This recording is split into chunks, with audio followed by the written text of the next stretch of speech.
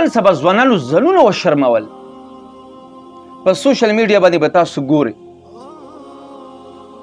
چا پنسې اوچتې کړي دي، چا ګریوان شلولی دی او څوک په د ګوتې سره دغه شان اشاره کوي، بعضې پکې دغه شان کوي. اوس دا څه شول؟ ځینونو یې په وچې بدماشان جوړ کړي دي. ای ظالمه دا د تکبر علامت دي. تکبر انسان سره خوند نه کوي. ته چې لټرین ته دننه شي ته کومه ګندګي کوي؟ خپلې ګندګي ته د لیدلي دي د هغې به وجودون تکبر کوي، غرور کوي. د هغه خلک دي چې دا په هفتې کې په اوبې سره استنجا نه کړي، دومره بوی ځي دغو خلکو نه. د هغه ځوانان دي چې د کور مشران ځان سره پروټین نه پرېږدي، په کور کې د دوی هېڅ عزت نشته او دومره خو ډارن دي چې شپې ورپسې اوچت اواز وکړي قسم ده که بریک یې ولګي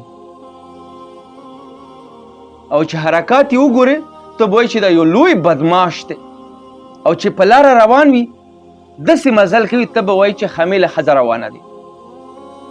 یو قسم داسې تاو راتاو مزل به کوي د بدمشي د وجې نه، تکبر د وجې نه. ای ځوانانو د سپک خویونه مه کوئ، دې سره ستاسو عزت خرابېږي. درنه خویونه کوئ، تاسو به قدرمن وئ، عزتمند به وئ.